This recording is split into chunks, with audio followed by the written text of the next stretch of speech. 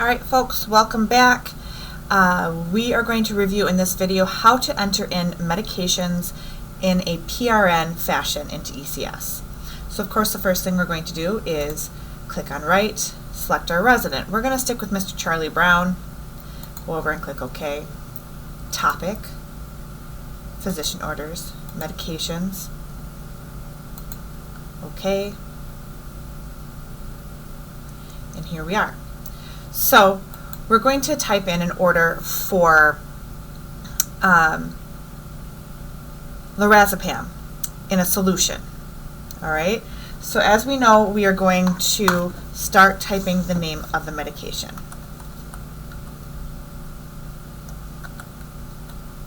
So we've got some different options here for our lorazepam solution, and we are going to choose the 2 milligram per ml concentrate. That's what we got from, I'm sorry, I apologize, it's not the concentrate, it's the solution.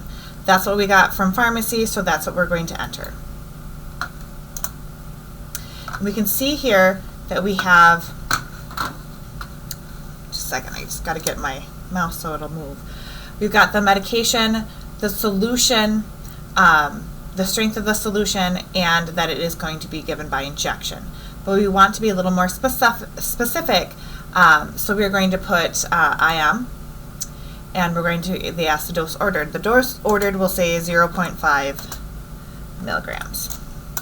All right, but we need to figure out how much of this solution will we give to give 0.5 milligrams, which is easy enough to do.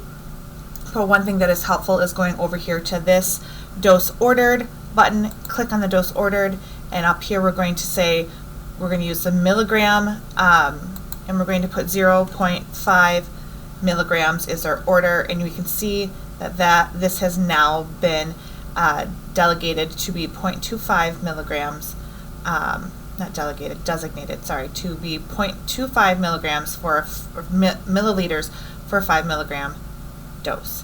So we hit OK, and now this becomes part of our mark. It tells us that we are going to give 0.25 mLs to get our dose of 0.5 milligrams. All right, so we have the medication, the strength, the route, the dose ordered, and what we will give. Now we need to go over to this column. Remember, this is our PRN frequency column. All right, so we're going to be able to give this medication TID PRN.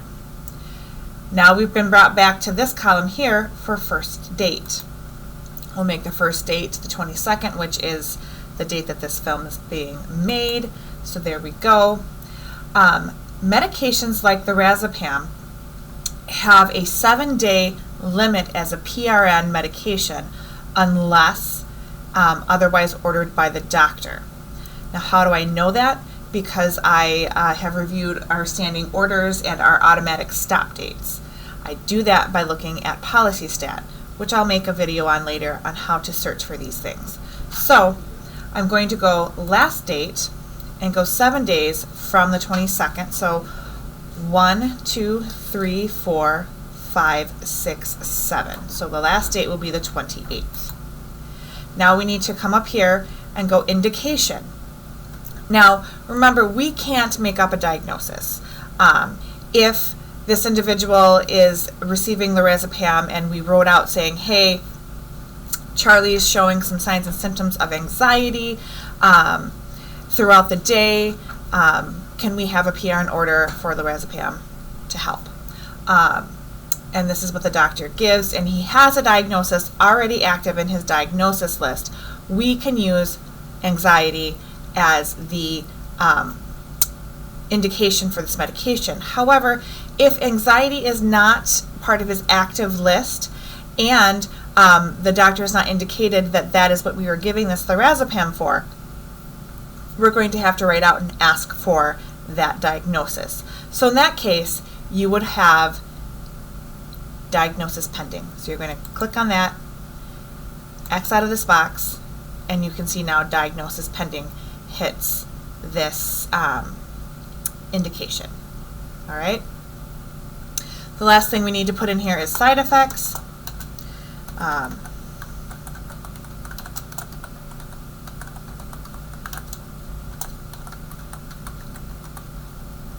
All right, so of course I spelled drowsiness incorrectly, or dizziness, sorry, drowsiness. Okay, so there we go. That is our order.